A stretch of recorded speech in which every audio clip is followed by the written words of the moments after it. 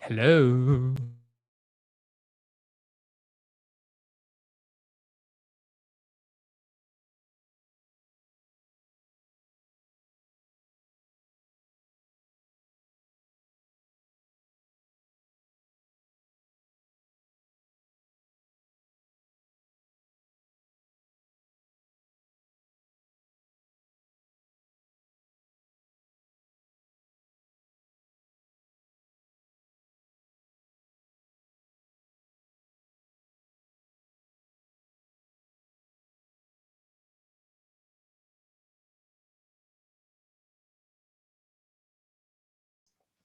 If you do, if the questions are relevant, then I'm more than happy to answer those questions while we're talking about what we're talking about.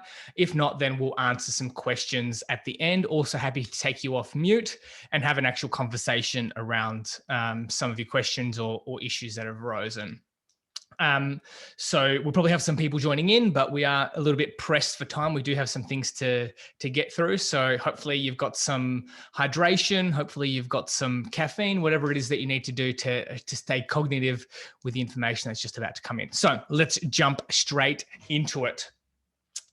5 mistakes killing your build. So this is a study that was done based out of Victoria. And what it did is it surveyed a bunch of people that are building and renovating in Victoria and came up with literally 5 big mistakes that they all literally regretted. So it was a study that was done, and this is based on that. Okay, so the very first thing, jumping straight into it, one of the top 5 mistakes was inadequate insulation, right? And this had to do with the walls, had to do with the ceilings, the roof, obviously the windows and doors as well. Okay, moving too quickly. The next thing was air leakage. I'm going to move through this quite quickly through the 5 things, and then we'll talk a lot about, the windows and doors soon. So top 5 mistakes, one of them being obviously air leakage. We can see here a house in the summertime and a house in the winter time, and how much air leaks actually impact the overall temperature of that house. We're literally in the summertime gaining anywhere from 5 to 25% of temperature through air leaks. And then on top of that, obviously 15 and 20 to 25% of heat loss through air leaks. But obviously windows and doors are very notorious for air leaks as well. Okay. And especially corners of windows and things like that as well. I'm hearing that the audio is really bad. Apologies for that. I did have a mic check before and was told that it was quite good. So apologies if you do have any audio issues. Maybe if you want to jump back in afterwards. So moving along, does everyone else have some good audio? If you could just put that in, that would be great. If anyone else is having some audio issues. Next thing is poor lighting. Now, when it comes to poor lighting, a lot of different things that were associated with this was, the location of lights, the amount of natural light, and as well, obviously the doors and windows played a big part in that as well. This one I found really interesting. One of the top 5 mistakes, or one of the biggest regrets, was not choosing double glazing. I think that pretty much speaks for itself when it comes to windows and doors. And then another issue was poor design. So we're talking around like the floor layout, we're talking around window design, we're talking things like, window orientation and sizes, and obviously size of rooms and cupboard space and a whole bunch of stuff, right? When it comes to the design of the house. Now, I'm not sure if you noticed, but every single one of those mistakes at some point had to relate to windows and doors. Inadequate insulation relates to windows and doors. Air leakages relates to windows and doors. Poor lighting relates to windows and doors. Not choosing double glazing, well, that clearly relates to windows and doors. And poor design also relates to windows and doors. So 5 out of 5 biggest regrets or mistakes when it came to renovating or building had to do in some aspect with windows and doors. So I find it really interesting that we're not talking about windows and doors enough, because literally the biggest regrets, all of the regrets centered around windows and doors to some extent. So I'm hoping I can get a little bit of client interaction. Hopefully I can get some interaction with you guys today. I do have a picture up on the screen. I'd love for you to tell me what this is a picture of, just in the chat box, just so that I know that you're awake. If you can tell me what this is a picture of. No trick question here.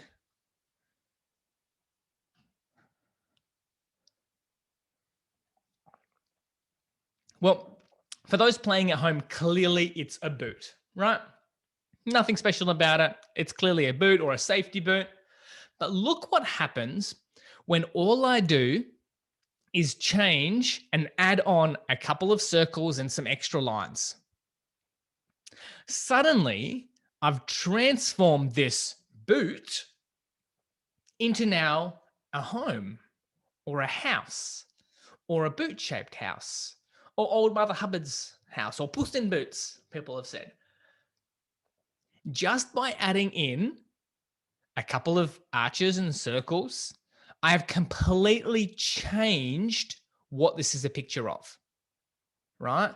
And so then it really then starts painting the picture. What makes a house a house? Is it the roof?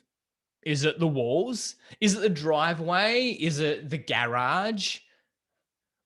Or is a house not a house until it's got windows and doors in it? And if that means that windows and doors have such a huge emphasis on a house being a house, why do we not talk about them enough? Right? I'm sure you would have seen it plenty of times before, a construction site, driven past it, seen some timber frames up and known, well, that's clearly a house, but not really see any shape of the house. As soon as the windows and doors go into that house, suddenly the house starts taking form, right? Or when a child draws a picture, you look at it and you don't really know what it is until the windows and doors go in. And suddenly you can say, well, that's clearly a house. Okay. So what I'm trying to get at is that we don't put enough emphasis on windows and doors. So what are we going to be covering today? Obviously, we've already touched on the 5 biggest mistakes, but what we're obviously going to discuss that is why we need to consider discussing windows and doors, why we need to talk about it. All right. We're going to talk about the differences between, glass types, single glazing, double glazing, triple glazing, secondary glazing. We're going to discuss those things. We're going to discuss high performance windows and the importance of those. And then we're going to just differentiate on how we gauge what a high performance window is. Then we're obviously going to talk about what those benefits are to you. And then I'm going to open it up for some questions at the end. All right. But again, more than happy if you want to in the chat box on the Q&A to put some questions in there. And if they're relevant to what I'm talking about, happy to answer them. If not, then I'll answer them at the end. So a little bit about us. We are an Australian owned and operated company. All of our profits stay here. And we are partnered with the largest manufacturer of windows and doors in Europe. Our sole focus as an organization is to create comfort. Okay, to create comfort into people's homes, because at the end of the day, your home is the place where you feel who you are. That's where you can be the most comfortable. So why wouldn't we make that space more comfortable? Okay.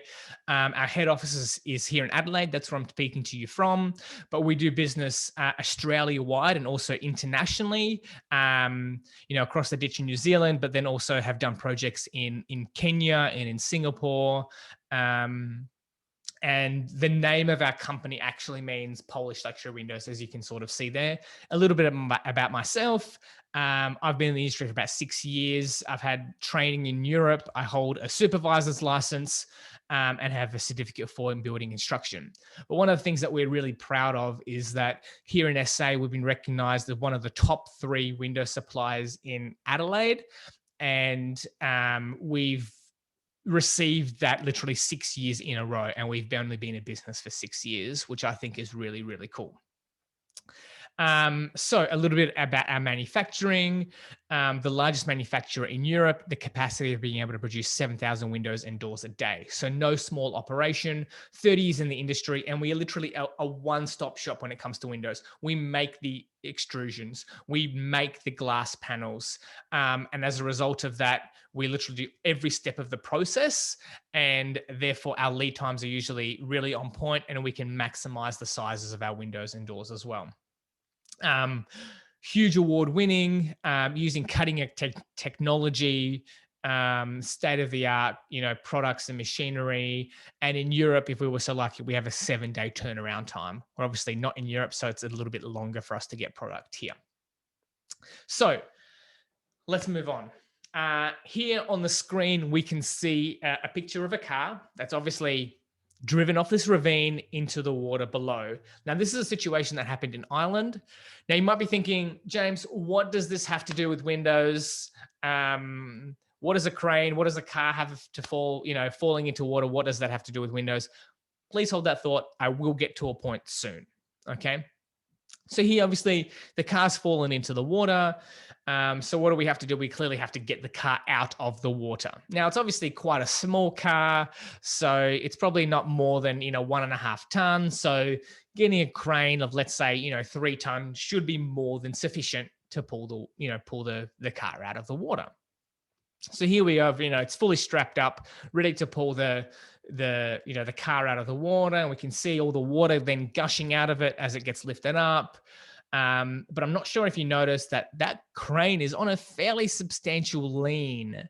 And I'm sure you can guess at what happens next. The car pulls the crane in with it, right? And so here we are stuck in another situation where not only do we have a car in the water, but we also now have a crane in the water. So what do we do? Well, the obvious thing would be, let's just get a bigger and better crane, right? So that's exactly what we're going to do. So here we can see a more substantial truck with a substantially different crane, with side stabilizers, all the bells and whistles, right? And we can see that crane obviously has no concerns pulling that car out of the water. But then we have to also pull the crane out. Now, I want to ask the question here. What do you think was more economical? Was it more economical to use the smaller crane with the thought that it might do the job? Because technically it should do the job, right? Or was it more economical to go for the better truck up front, the bigger crane, knowing without a shadow of a doubt that the job would get done? Now, if you knew in hindsight what was going to happen, you would clearly choose the better performing crane, the bigger, better crane, right? But this is generally the situation that we find ourselves in, where it's much easier for us to opt to the minimum standard of just complying with energy requirements, rather than knowing that we're going to build something that is great performing for the years to come and will perform for the years to come. And that's really what I want to highlight today, is that if we are building houses that are just meeting the standard energy rating, minimum standard. Now, across the board is generally around 6 stars, depending upon the state that you are, but lots of states have generally 6 stars. So if we're only building houses to literally the minimum standard of 6 stars, what happens in a year's time or 2 years' time when that energy rating changes and now it's a minimum standard of 7 stars or 6.5 stars or 8 stars or 10 stars? That house then becomes out of date in relation to energy efficiency. Now, we're talking about building a house that generally has a mortgage on it for 30 years. And in potentially a couple of years' time, that house would be outdated energy efficiency wise. Why wouldn't we opt to have something that's better performing now that will continue to be great performing in the years and years to come? And that's really where I want to paint the picture, right? So a comment that I hear quite often is, we don't need double glazing here in Australia. We don't need high performance windows because we don't live in Siberia. And I love when people say this to me. We don't need it here in Australia, because I will generally then respond to that statement with a question. And I usually say, oh, that's interesting that you say that. Do you have insulation in your ceiling? And generally the response is yes. I'll say, oh, okay, that's interesting. Do you have insulation in your walls? And most of the time people say, well, yes. I said, look, you don't need insulation in ceiling or in your walls because we don't live in Siberia. We live here in Australia. You don't need insulation. And it's interesting, as soon as you make a comment like that, because everyone knows how important insulation is, that people get, they step back, they get defensive, their face screws up, and they say, no, it's really important. Like, it gets really hot here. We need insulation here in Australia. And I say, oh, that's interesting that you would say that, because that's all double glazing is. It's literally just added insulation inside of your windows, which are in your walls. And it's not until you start framing the conversation like that, that then people start jumping on like, that actually makes a lot of sense, right? Another point that I just love is that our supermarkets know us better than we know ourselves, right? So here we've got a picture of a supermarket aisle, and I'm sure you would see in every supermarket aisle, right? We've got food in the fridge with glass doors, because we all know how important it is to keep the fridge door closed, right? We all know how important it is. We tell our children all the time, close the door in the fridge. Don't leave it open for too long, because we know that if it's left open, it's going to run our electricity bills through the roof. It's going to spoil our food, and it's going to make sure that our beers are hot, right? So we understand the importance of it. And the supermarkets definitely understand the importance of it. Literally, they know how often people are opening and closing and how indecisive they are making decisions, that they make the doors glass so that you can look at what you want before you open the window or open the door in this situation, right? Because they want to limit the amount of time that door is open because of the cost associated with it. And interestingly enough, the windows or the doors, the glass inside of these door panels in these fridges or freezers are generally minimum standard double glazed. So we are putting double glazed glass inside of our fridges, or even triple glazed glass inside of our fridges, because we know the importance of it, and yet we don't put it inside of our own homes. And I find this really, really interesting, because we do understand the theory behind it. We're just not executing it properly. So coming back to it, why is it important, right? It's important because every layer of glass is added insulation inside of our homes. It then helps to minimize the transfer of heat through those windows. And as a result of that, allows us to have a more comfortable temperature inside, right? Therefore, minimizing the need for heating, cooling, artificial heating, cooling. Also on top of that, high performance windows help towards reducing drafts and air leaks. We can see that's a huge, huge problem. Obviously, an extra panel of glass is going to be extra secure as well, right? It's going to add extra property value and also help to reduce noise, right? Quick snapshot as to why it's important. But ultimately, to me, the biggest reason why we want to put good windows inside of our homes is purely because of this. The cost of electricity prices, to me, are astronomical, right? If we look at the last 9 years from a wholesale value, it's a pretty clear cut that it's only on the increase, right? Yes, there's been some price falls here and there, but if we look at here compared to here, very different results. And we have no idea what's going to happen in the future, right? Yes, we can opt to have more renewable energies and things like this, but at the end of the day, all of those renewable energies still come at a cost. So to me, yes, better noise reduction, better security, better comfort, but to me, the biggest thing is hands down the cost of electricity and reducing the need for electricity, okay? So let's talk about different glass types, and I'll turn myself off so we can have a bit more of a look at that. I'm sure you would have heard it plenty of times before, things like single glazing and double glazing, triple glazing, secondary glazing. I want to give you an understanding around what is what. So obviously single glazing, as we have here, is literally one panel of glass that is inside of a window. Pretty self-explanatory, all right? In order to have what's called double glazing, we need to have two panels of glass that are separated by a gap, but are still in the same frame. And we can see that here in the picture here. All right, still the exact same frame, but two panels of glass separated by a gap. Okay. Here, what we call secondary glazing, when I turn myself off, we can see it's two panels of glass, but they're in two separate frames. So technically, what this is two sets of windows, okay? And that is what's called secondary glazing. So you can have, there are some companies that will come out and they will do what secondary glazing is. They call it like a retrofit double glazing. It's not double glazing, it's secondary glazing, right? Where you keep your existing window and you just put another window behind it. And yes, that will be more energy efficient. Yes, that will help in a couple of different facets, but does the value outweigh the cost? That's a couple of things to consider. And that's what I hopefully will be able to equip with you today. Okay. So we've talked about single. We've talked about what double glazing is. Triple glazing is obviously the same thing as double glazing, where we have, but instead of two panels of glass, we have three panels of glass. So we can see, actually, I don't have it there, but three panels of glass separated by a gap, but still in the same frame. Okay.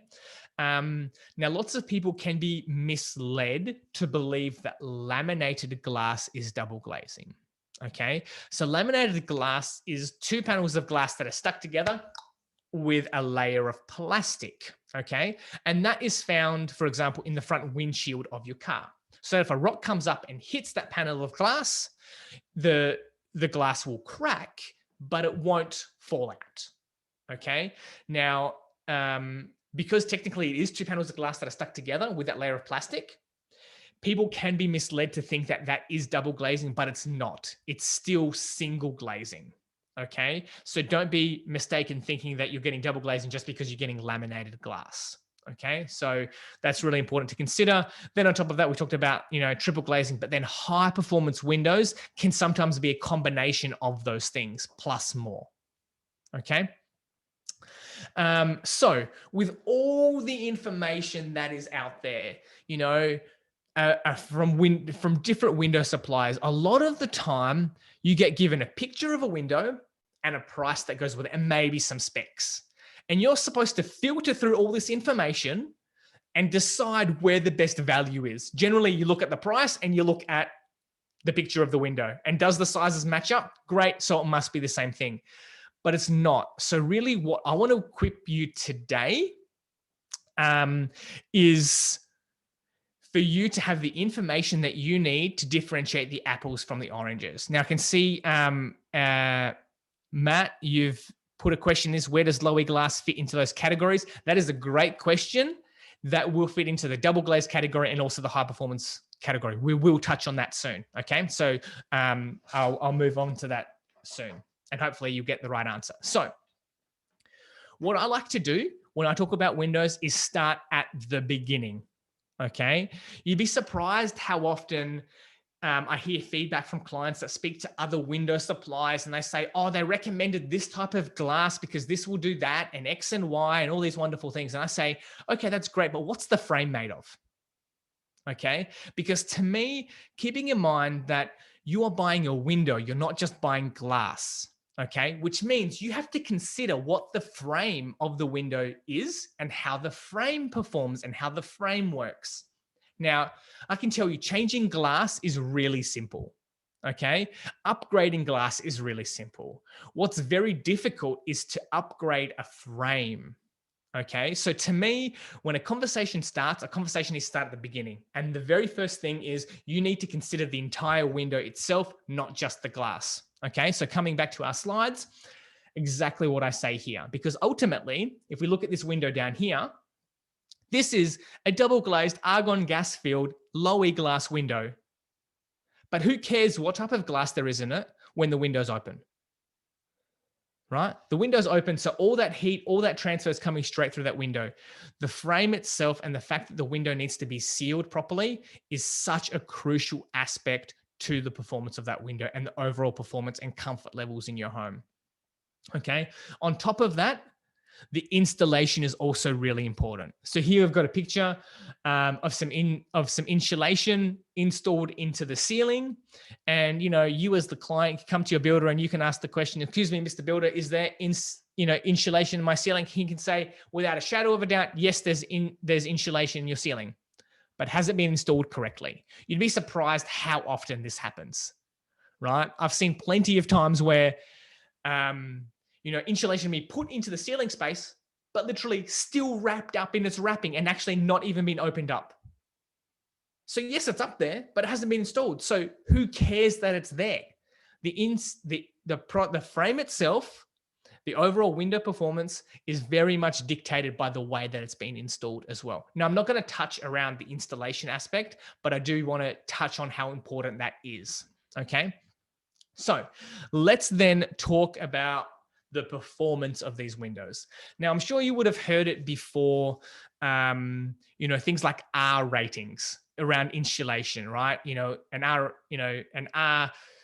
R2 is worse than an R3, and an R3 is worse than an R5, for example. The higher the R value, the better the insulation is. And that's generally recommended for, walls and ceilings and roof spaces.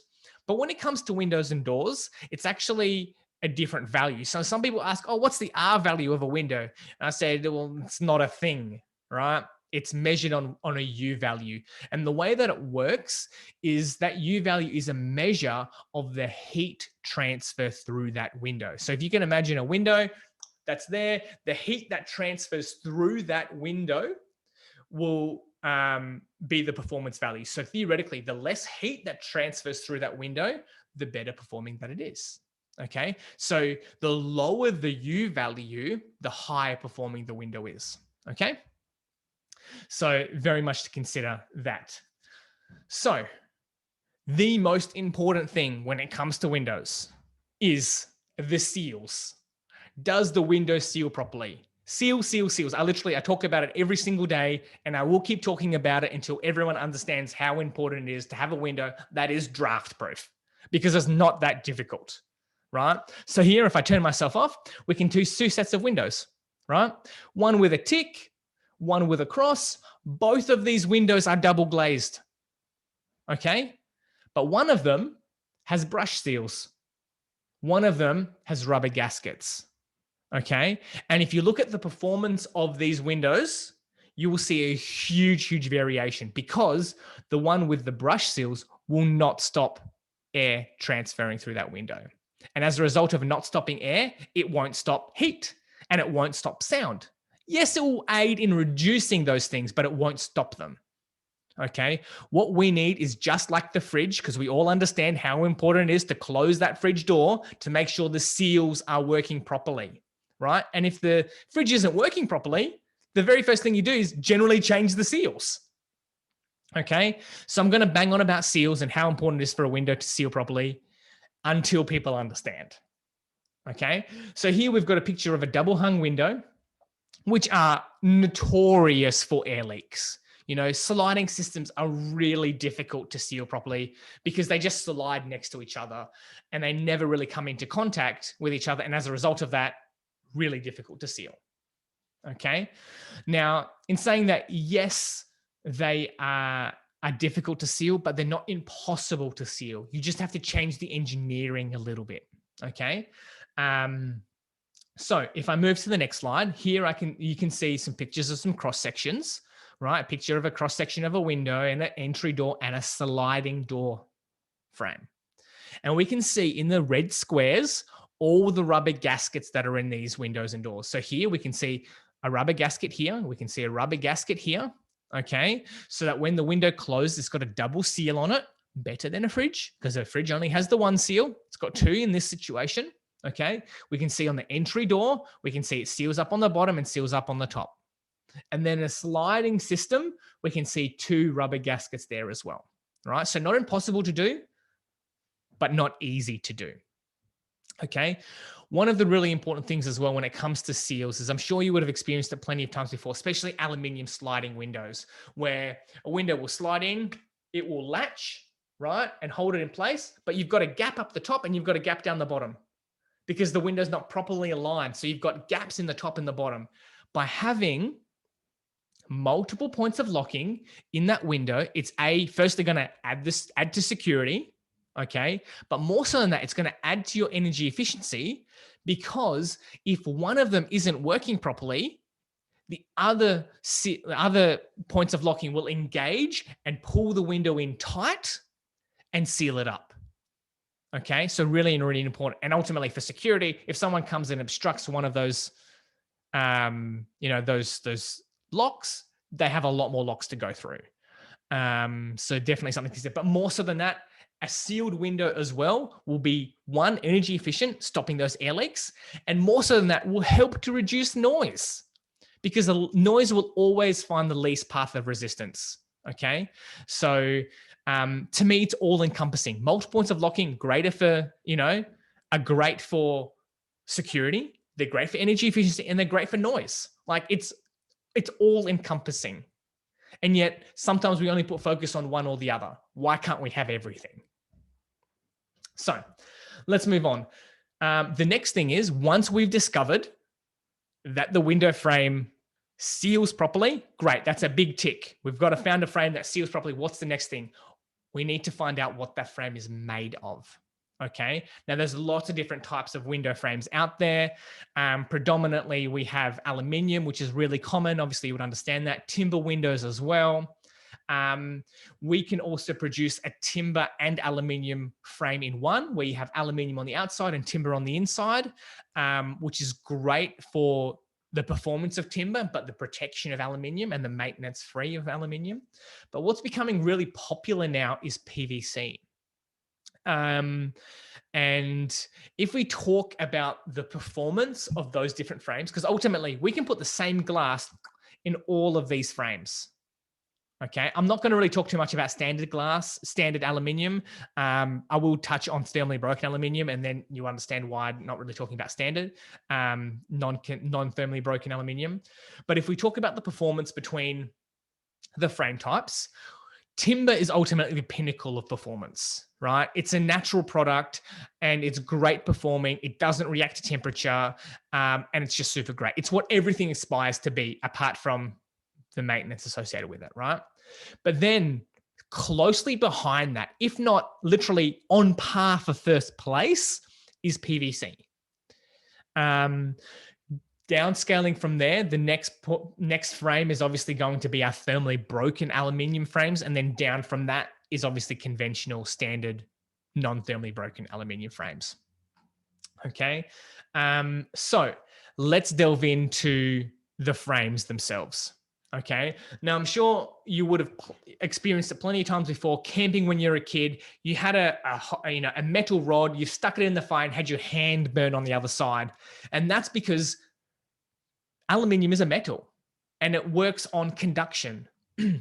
It will absorb temperature. If it's cold, it will absorb the cold. If it's hot, it will absorb the heat. Okay, and we can see that in the little GIF that we have here. Okay. So that's the first thing to consider. So it's really important to make sure that if you're looking towards aluminium frames, that they are thermally broken. Okay, because if I'm going to turn myself off, just so that you can see a little bit more in the picture here. Okay, if we have heat coming in, coming across here from the sun rays, hitting the window on the outside, this frame will heat up.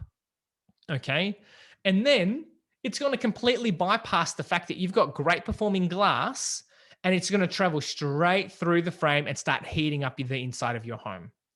Whereas with a thermally broken aluminium frame, we stop the inside aluminium coming into contact with the outside aluminium. All right. We actually have, as you can see in the green square there, a PVC core, right? And that will be that thermal bridge, right? It'll stop that thermal bridge across, and the outside can heat up as much as it wants, and the inside will not be as impacted by that. Okay, so thermally broken aluminium frames are great performing frames, and literally some of, so we actually supplied the windows to Adelaide's first 10-star home. There is a project home in Adelaide for a house that is 10 stars. And it's a prototype house. And at the moment, the house has been built, but they're just collecting the data because they ran it through the calculator, they meet the 10 stars, but now they want to then capture the information afterwards and see, is the information at the front working at the back end, right? Because that's usually the biggest thing. Yeah, we can make it work on paper, but does it actually work in real life? And so we supplied the windows to that project, and they used our thermally broken aluminium window frames. So they are super great performing windows, but we do have better performing windows for not as expensive. But in saying that, right, aluminium windows are conventional across the board. They have some great domestic and, commercial applications. They're great because they're lightweight, they're strong, they're durable. And when they're thermally broken, they can be really great performing. Okay. So I do have some, there are definitely some places where I would be recommending aluminium window frames, but that's not always my first choice. Okay. The next thing, obviously, to consider is timber frames. As I mentioned, this is the pinnacle of performance. Like being a natural product, this is what windows aspire to be, right? Is timber, natural, beautiful. But as you can imagine, like most timber windows, which is why very few people purchase them, is they take a lot of work, right? I don't know about you, but I don't have the time to look after my windows. I don't have the time to periodically oil them or paint them or refix them. I don't have time for that. So I will tell you that our window frames in timber are not maintenance proof, but they are definitely require far less maintenance than conventional timber frames. And the reason for that is based on the way that it's made. Now, our timber frames are actually 3 different timber frames that are stuck together and laminated together, as opposed to one simple timber extrusion. And the reason that we do that, I'm sure you would see that from the picture, you can see the actual grain of the window is in different locations. And as one, being the outside, expands and contracts naturally in temperature and in moisture, it will obviously not move and expand and contract as much because the second bit of timber there is not reacting in the same way. So there's definitely that. But then on top of that, because this is where we get the most amount of wood rot, because we get the most amount of water pooling here, we've reinforced that with aluminium. Okay, so our windows require far less maintenance than any other type of timber window on the market, but they're still not maintenance proof. But the great thing about them is, they are strong. They are super great performing in relation to acoustic properties and also in, thermal properties. But yeah, you can't go past the fact that they need to be looked after. And that is why I'm a huge, huge fan of PVC windows, because we can get great performing windows, just as I mentioned, very similar to timber, and not require any of the maintenance, but on top of that, also not require the same cost. So to me, super great for that. So around PVC, I can say that there is a really large stigma behind PVC windows.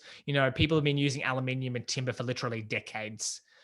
PVC windows are still fairly new to the industry. They have been around for, probably in excess of 15 years, but they are slow in moving because, people are still a little bit skeptical of them. And people are skeptical of them because they've dealt with PVC before. And PVC before would go brittle. It would discolor. It would break and chip, and go rusty and well, maybe not rusty, but peel and flake and chip. It happened.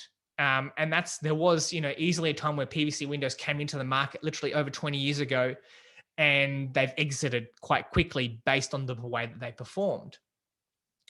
But the technology that's coming out with PVC windows now is very different to what was out there, 30 odd years ago. And if you have full Australian standards, then there is nothing to be concerned around windows not being sustainable for the Australian market. Okay, so there was a legal requirement that changed back in 2014 that dictated that all windows now needed to be UPVC windows, not just PVC itself. And that was literally from 2014. And then there was a 1 year cycle where people then had the opportunity of then, once that standard changed, they had 12 months to then recorrect that change. And from 2015, no windows that are PVC should discolor in the sun if you have Australian standards. Short answer. Okay. But in saying that, that's all well and good, but there are some people that are still a little bit skeptical when it comes to, the chemicals that are associated. Because ultimately PVC is a plastic, right? It's artificially made. And so people can be, concerned about the harmful chemicals that are released from it and things like that. And I can tell you that the chemical composition of our PVC frames are that pretty much of dentures. If you can have plastic in your mouth 24/7, then you can lick our windows to your heart's content and know that there's no health implications whatsoever. So to me, I'm a huge fan behind PVC because it's, like I said, great performing, super cost effective, and there's literally no concerns or health implications around it. So they have great domestic and commercial applications, great acoustic and thermal, applications. They require very little maintenance. The only thing that it requires is sometimes the hardware, but that is across all windows. You still need to sort of look after the hardware itself. And based on Australian standards, PVC is only rated to BAL 29. So if you are in a bushfire attack level above that, in a BAL 40 or a flame zone, then you definitely need to have something else other than PVC. So on top of that, I am a huge fan of PVC because it's super flexible in design as well. We can do circles and hexagons and triangles and arches.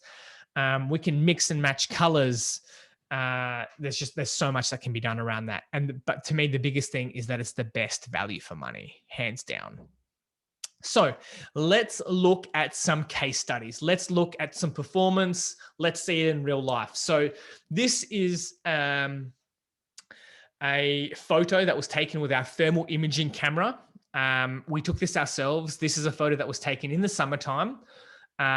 It was taken in a hotel in Warsaw in Poland. And we can obviously see there's a window here, two windows that are joined together at 90 degrees. And you can see the sun is obviously coming in from one direction. And we can see, based on thermal imaging camera, points SP1, SP2, and SP3. And then in the table below, we can then see the temperature of each of those specific points. Now, obviously from SP1 and SP2, you can see there's a slight variation in temperature of a couple of degrees, right? Specifically just shy of about 2 degrees or so, right? And you can see that in the color. And that makes sense because the sun's obviously coming from one direction and the other one's not in direct sunlight. So that, that's fair enough. What we're seeing, however, in SP3 is a substantial increase in the temperature of that frame. And we can see that there is easily, 4.5 degrees difference between the glass and the frame. So this would imply that this is a window that is not thermally broken. Okay, it's aluminium and it's got double glazed glass in it, but the frame itself might not be as great performing as it should be. Okay, so let's look at another case study. This is a photo that was actually taken at my house. Please excuse the mess, but this is a PVC sliding door. Okay, and if we look at the temperature variation, again, this was taken in the summertime. Okay, we can see the points on the SP1, SP2, and SP3 and the temperature variation. And we can see between SP1 and SP2 that there is literally 0.1 of a degree difference in those specific points. Okay, so the frame and the glass are very much on par in temperature-wise as themselves. Now, if you look at SP3, which is the wall itself, we can see there's a very minimal temperature variation. We're literally talking 0.6 of a degree, like half a degree difference. So here we literally have a door that has the same temperature as the wall right next to it, which I think is just super, super cool. So this would obviously imply a high performing PVC double glazed window or door here. So we've talked about the frame. We've talked about some case studies. Let's then get to the nitty-gritty. Let's talk about the glass. Let's talk about what's in between the glass. Okay. So one of the first things to consider is what's between those 2 panels of glass, or potentially 3 panels of glass, or 4 panels of glass, or 10 panels of glass. Okay. What's between them in that window frame? And most commonly, we have just an air gap. Okay. We literally have 2 panels of glass that are just, separated by a gap. And that gap is generally just with standard air. Now, I'm sure you would have experienced it plenty of times if you live, especially in the winter months, condensation or water buildup on your windows. And that's obviously based on substantial temperature variation and additional humidity, right? And I can tell you that windows that only have an air gap generally will run risk of condensation between those 2 panels of glass. Now, as soon as you get condensation between those 2 panels of glass and you get water buildup, there is no way that you're going to be able to clean that. The only way then to get rid of that water pooling or streaks or whatever else is to remove the entire glazing unit and reinstall a clean glazing unit. So to me, I would always be opting towards having a pressurized gas inside of those 2 panels of glass, something other than air, but generally from air, we usually upgrade to argon. So I'll definitely recommend argon as a minimum standard. But if you want to go past that and you want to get something better than argon, you can obviously opt towards krypton gas. I like to think that if you want to stop Superman dead in his tracks, you go towards krypton gas, right? Now, the additional gas, specifically when it comes to like argon, for example, is that argon gas is denser than air. Okay. And being denser than air, it will do 2 things. One, eliminate we'll do 3 things. Eliminate the risk of condensation. 2, it will aid towards energy efficiency because it stops or limits the amount of heat transfer through that window. And 3, will aid towards reducing sound, which I think is really, really interesting. So if we go back to this table, we can see the speed of sound drops in how fast it moves depending on the gas that it's moving in. So having argon gas inside of your windows will make your home quieter because it's aiding towards that, aiding towards reducing the speed that sound travels in.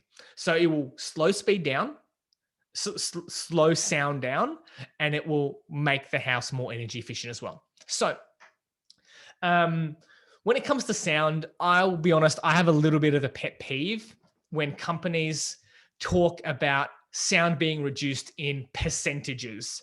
We can reduce sound by 80% in your home. And it's like, okay, great. Like, is that 80% of a truck going past, 80% of a jet going past? Is that 80% of a pin dropping, right?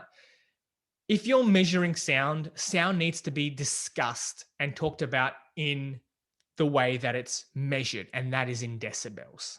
Okay. So if you're speaking to someone and they're going to be giving you some sound reduction results, it needs to be in decibels. Okay. Now, more so than that, most window suppliers will discuss noise reduction. They may discuss it in decibels, but they'll discuss decibels based on a specific glass type. They say, pick this glass, pick laminated glass. This will solve all of your problems because it will reduce noise by 36 decibels, for example, right? The problem with that is that they're just measuring just the glass itself. They're not measuring the fact that that glass then has to go into a window frame. And if that window frame is not sealed properly, you're not going to get sound reduction of 36 decibels. You'll get it through the glass, but the sound will just travel straight through the air gaps of the frame itself. So it's really difficult to understand the information that's coming out there because everyone is going to tell you their product is the best, right? But I'm here to say that that's not always the case, right? So firstly, get results on the entire window frame. Okay. So if we look at our window frames, our standard entry level double glazed window, completely sealed in PVC, double glaze with 4mm layer of glass with argon gas will reduce noise by around 33 decibels as the whole window system. You may not get 33 decibels in your home because sound is coming through the walls and through the ceiling and through things like that, but you will get a substantial noise reduction.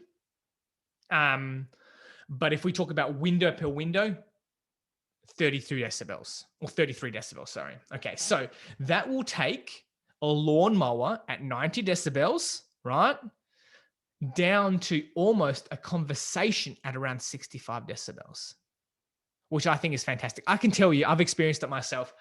I was in the house and I was like, oh, it's a little bit stuffy. I might just open a window and get some fresh air in here. And when I opened the window, I realized the neighbors were having a party. I was like, oh, there's noise coming from next door. I actually didn't know until I opened the window. That's how much sound was reduced, which I think is pretty cool. Okay, so then getting on to now what Matt has asked before, where does Loewy glass fit in, right? It fits into the high performance portion of a window. It's the part that aids in energy efficiency. Now, I can tell you Loewy glass has lots of different names, comfort glass or energy efficient glass, smart glass, lots of different companies have different names on it. But ultimately, Loewy glass is the best kept secret when it comes to double glazing. Everyone is going to tell you to buy double glazing. Not everyone is going to tell you to put Loewy glass into it. Okay, I can tell you that if you're not putting Loewy glass into it, you are missing out. Okay, and the reason that I say this is because Loewy glass is made to reflect heat. Okay, so for example, we've got two pictures here of some windows. Okay, one that has Loewy glass installed and one that has just standard glass. Both of them are double glazed. All right, we've got the sun shining through the window there. Okay, now sun is traveling in light travels in three forms. Infrared, right? And that's the heat that we get, okay? Visible light, that's what we can see, and UV light. And that's the stuff that we can't see, but that's the harmful stuff. That's the stuff that breaks down, that's what gives us skin cancers, that's what makes us burn, that's what gives, discoloration in our flooring, on our furniture, and our curtains. That's the harmful stuff. Okay? The heat is the inconvenient stuff, and the light's obviously the good stuff. That's the stuff that we like, right? With Loewy glass, we're reflecting a lot of that back outside of the house, okay? On top of that, it also works well in the winter time because it reflects the heat back into the room rather than allowing it to escape out of the room, okay? So super important to consider that. The easiest way to explain how Loewy glass works is to explain that it works very much like a thermos. If you put cold water into a thermos, it will stay colder for longer. If you put hot water into a thermos, it will stay hotter for longer. That is what this Loewy coating will do, okay? Now, there are some results to show that one single panel of Loewy glass can outperform two panels of glass in a double glaze system. So that then asks the question, why would I buy double glazing when I can get better performance from single glazing with a Loewy coating? Everyone is going to tell you, buy my product because I've got double glazing, I've got the best stuff, and yet I can get better results from single glazing just by having a Loewy coating on it. Okay, so that's not always going to be the case, but there are results to show that that can happen. So when it comes then to Loewy coatings, there is two types of Loewy coatings, a hard Loewy coating and a soft Loewy coating. A soft Loewy coating will work better than a hard Loewy coating, okay? But the problem with a soft Loewy coating is that it can be easily removed, okay? So if you have one single panel of glass and you have soft Loewy coating on it, when you wash and clean your windows, you're going to be cleaning off that Loewy, okay? So generally in single glazed windows, we have a hard Loewy coating. Okay, so a hard Loewy coating on single glazed windows so that you can't clean it off, so that it will still be there for a long period of time. But in saying that, you then can have hard Loewy coatings in double glazed systems. Okay, all of our coatings are soft coatings. And the reason that we have soft Loewy coatings is because they work better, but it depends on where it's positioned. So we position our coating right in between those two panels of glass. So you can never clean it because you don't have access to it. So you can get great performance and know that you're not going to impact on the performance of those windows by cleaning them and making them look good. Okay. On top of that, obviously Loewy will reduce glare as well. So what I've obviously explained is something very similar to tinting, right? We all know the benefits of tinting. We all know that by darkening the glass, we can restrict the amount of light that comes in, and as a result of that, stop that heat coming in. And generally tinting is sort of the base model for fixing your heat issues without actually fixing them by having double glazing. So in our cars, we put tinting on. In our homes, we'll put tinting on. The problem, however, with tinting is that it's great in summertime because it's reflecting that heat. But in the winter time, what it's doing, just like in the summertime, it's reducing the amount of visible light that comes in, sometimes up to like 60%. So in the summertime, that's not really a concern. Like 60% of less light, like that's fine because there's a lot of light. But in the winter time, we want as much light into our homes as possible. And if we're restricting light by 60%, there's not very much light left to transfer into our homes. So generally, when people come to me and asking for tinting, I'll usually ask the question like, why do you want it? Oh, it's to reduce the heat. I say, great, that's what the Loewy will do for you. Okay, the Loewy glass is already there. It's doing that to help to reduce that heat without darkening the glass itself. And I usually say, okay, great. Let's opt just to have the Loewy. And if you don't get the performance that you want, you can then choose to put a tinting over the top of that.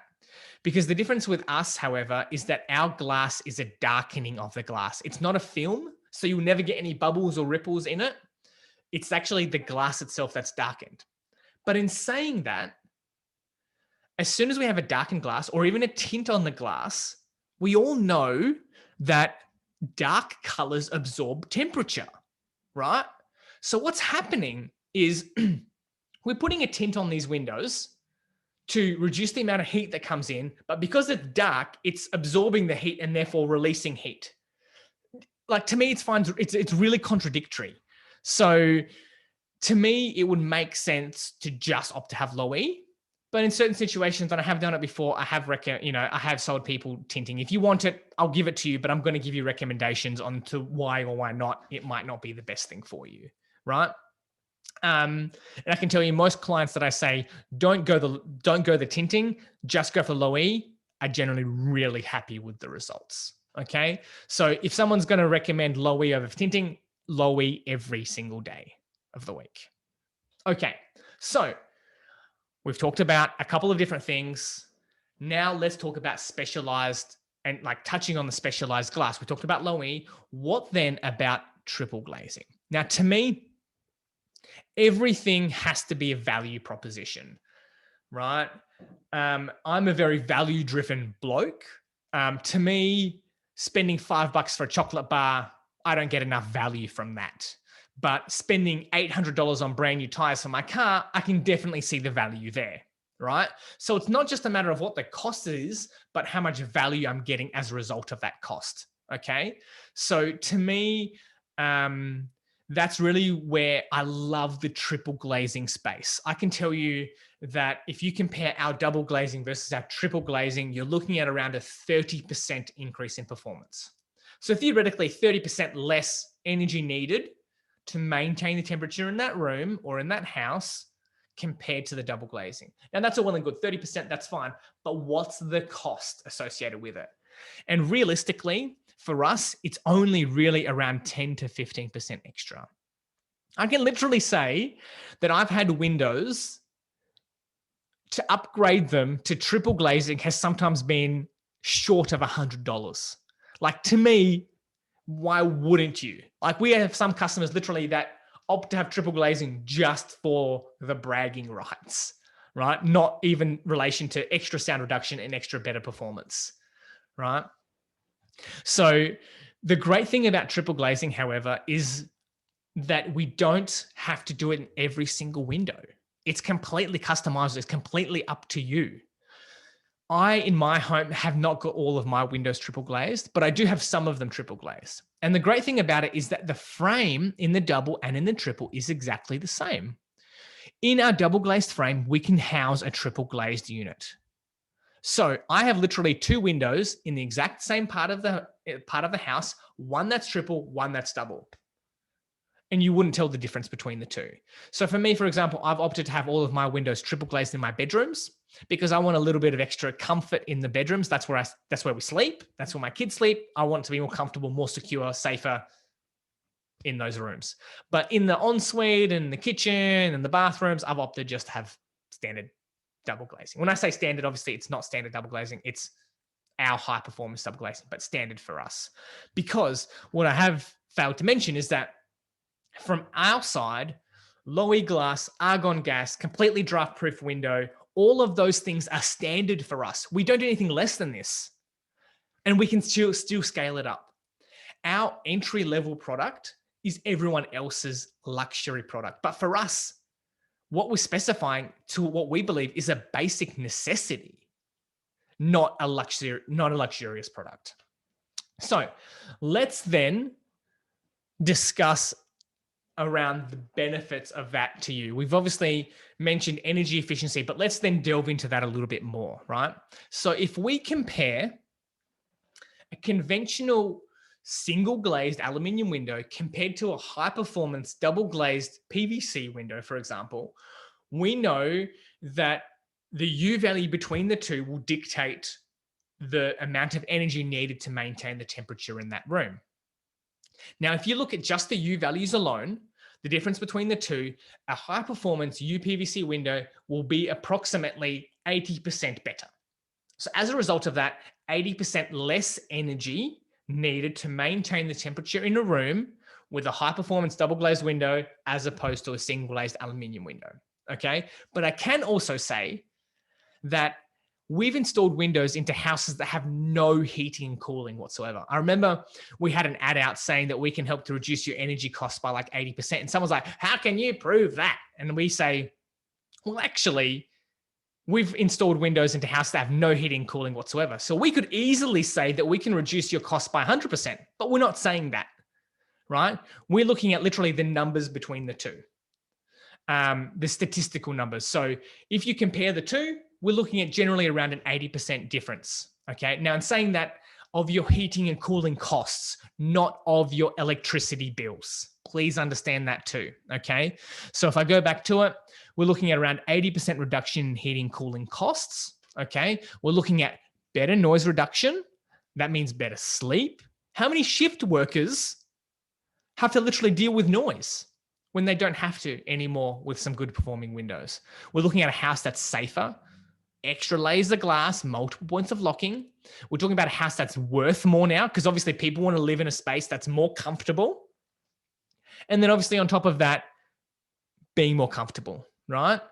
And right now, I'm sure you would understand with the stimulus packages that has now changed now, obviously 15,000. Why not get a free upgrade if you're building anyway? And if you manage to sign a contract before, you might even be eligible still for the 25. So very, very cool. Why not let Uncle ScoMo pay for your new windows? So let's then go into a little bit of a case study around that. Please understand these are just some averages around across the board and may or may not relate to you specifically.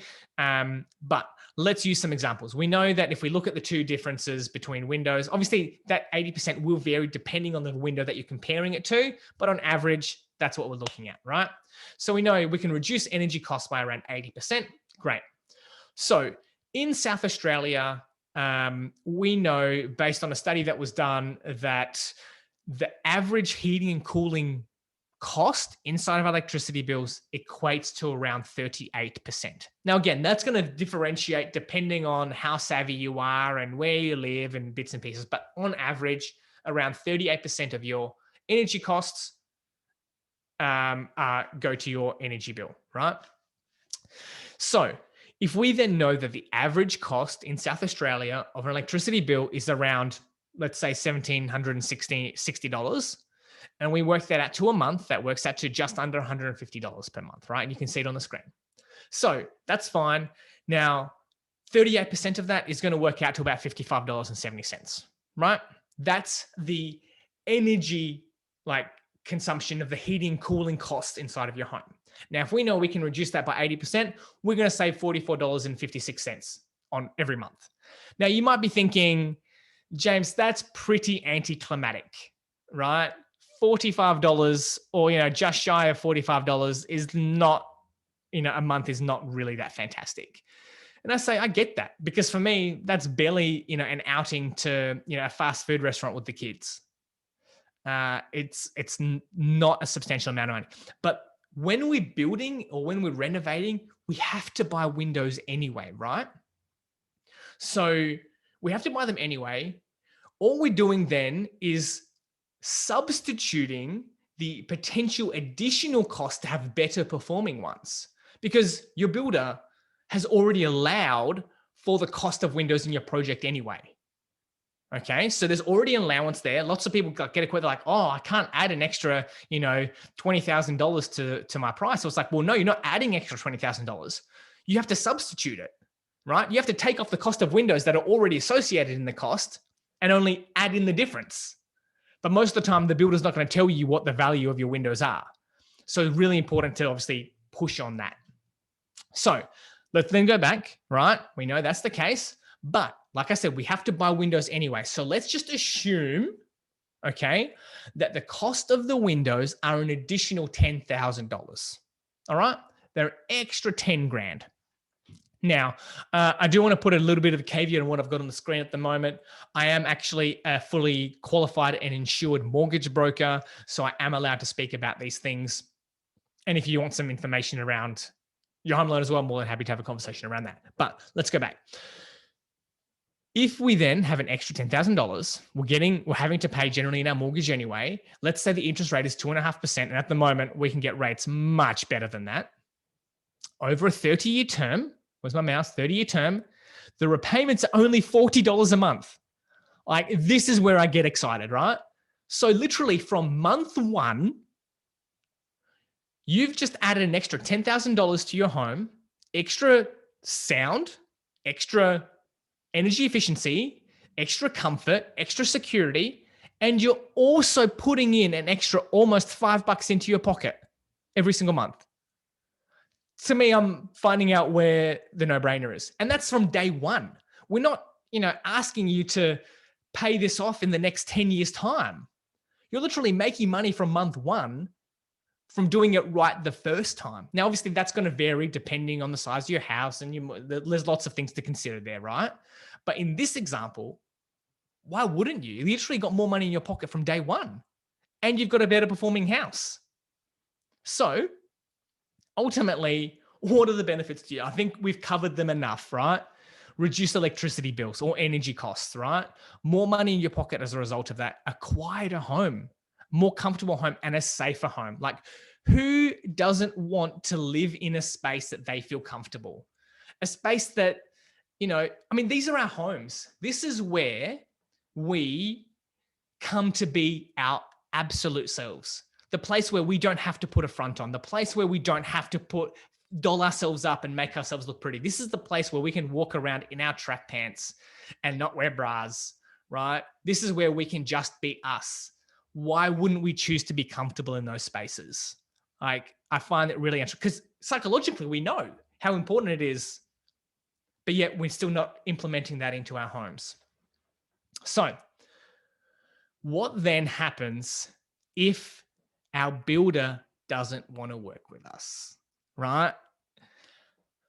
This is a situation that happens all the time. I speak to clients all the time that are like super motivated, super excited by having some high performance windows in their house, and their builder, they say, oh, I want to have these windows. And the builder says, no, right? And I get so frustrated when I hear this, because ultimately, especially with really high volume builders, they don't really care about you.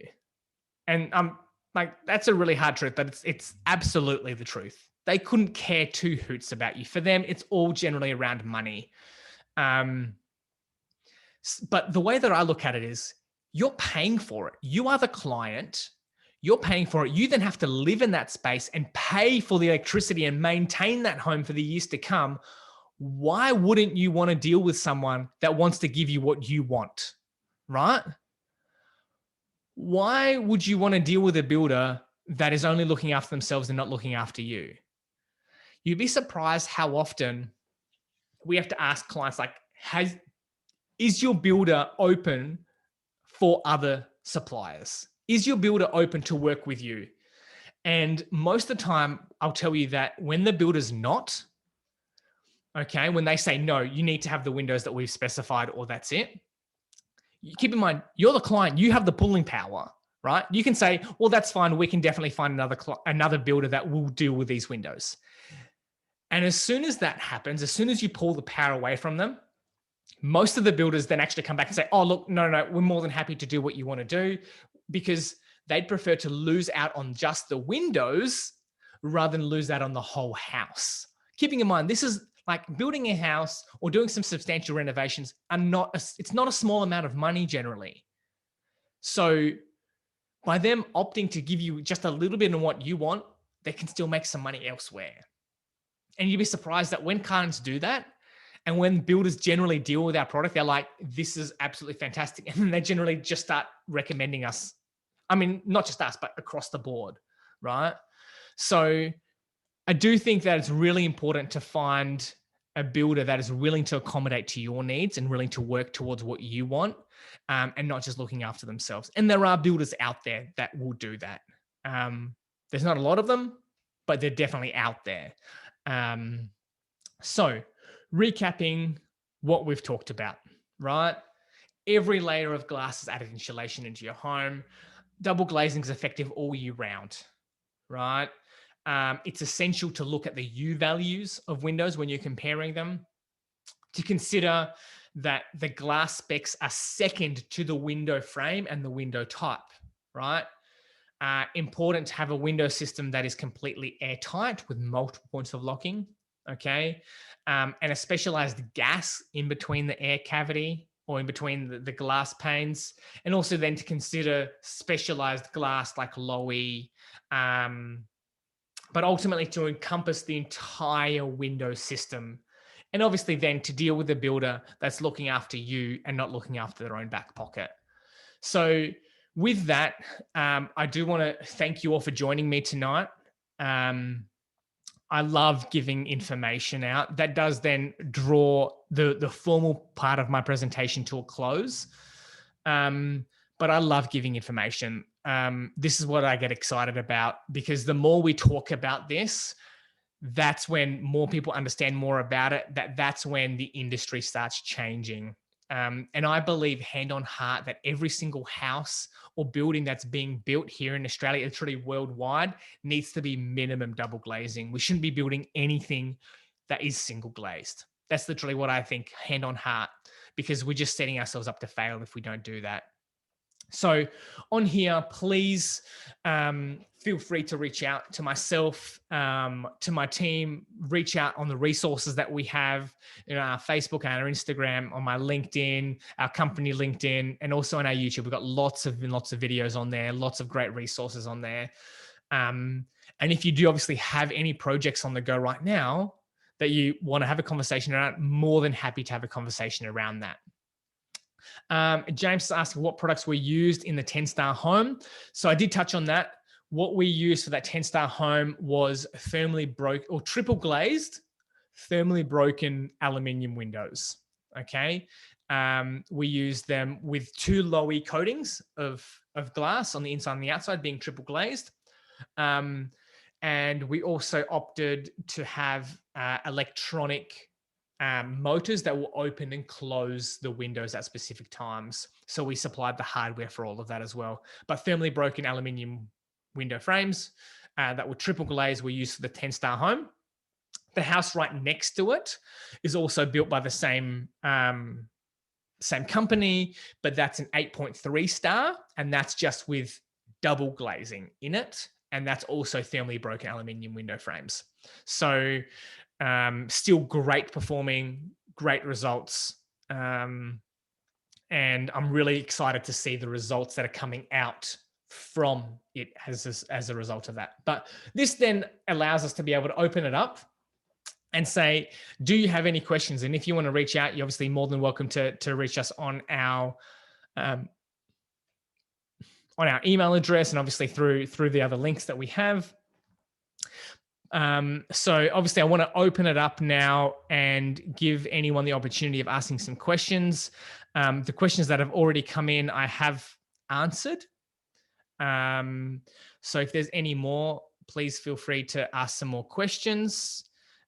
Also, if you want and have a chat, I'm more than happy. If you want to raise your hand in it, you can raise your hand and I can take you then off mute. And we can have a chat too. So more than happy, but I'm seeing some other questions come in. You can see a question come from Matt. It's saying, what style of windows is recommended for best sealing, tilt and turn, sliding, or casement? Great questions to ask.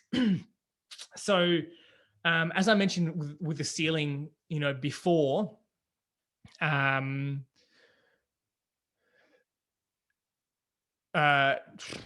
got a brain fart there. When I mentioned with sealing before, sliding systems are very difficult to seal. Okay, they are, because you literally got two panels of glass that never really come into contact with each other. They can be very difficult. So ultimately, the engineering that has to go into a sliding system to seal properly is a lot more than what would go into a tilt and turn window. And ultimately, a casement window is the exact same thing as a tilt and turn, other than tilt and turn will do an extra function. It will tilt as well as turn. And that's ultimately what the casement is. And that's ultimately what to me, the easiest thing to seal is a door or a window that literally swings open and seals up against itself, just like the fridge door, just like this, the supermarket freezer doors. When you have a frame, and I'll see if I can bring it back up in my slides. When we have a frame that has, a system here where it's got 2 points of locking, sort of like an L shape, or it sort of comes in and engages on itself. That's ultimately the way that we're going to get a best seal. And the easiest way to do that is definitely from a casement or tilt and turn style. It can definitely be replicated in a sliding system, but it is going to be more costly to do that. And most sliding systems don't seal properly. So if they do seal, great, but they're generally going to cost more if they do seal. So it's not impossible. But if you're looking at like a cost and a value proposition, to me, tilt and turn is hands down the best value for money there. So I hope that answers that question. Any more, please feel free to throw any comments in the chat box, in the Q&A. I really want to give you as much value as I can today and tonight. So again, if you're not good at typing, please feel free to raise your hand. Should be a hand raise button. And I'm more than happy to take you off mute and have a conversation as well.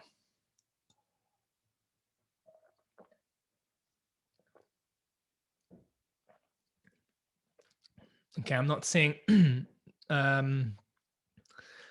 Thanks, James. Very interesting. Need to leave. Matt, no problem at all. Great for you to join us. Thank you. James is asking, can you automate tilt and turn? What do you mean by automate? As in like have it electric where it will open and close itself? If that's the case, yes. Yeah, electric. Yeah, exactly right. Absolutely. It can definitely be done. That's what we specified for the 10-star home. So for the 10-star home, the way that the house works is that it actually works to an app.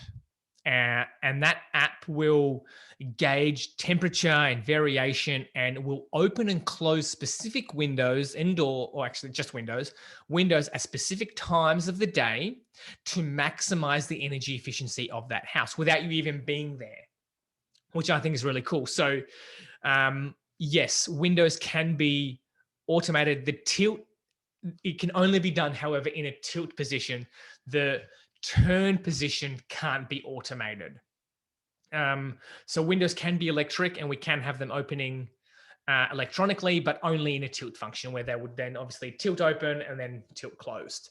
So, but it can definitely be done, and we can specify the hardware for that too, and the motors and everything else associated with that.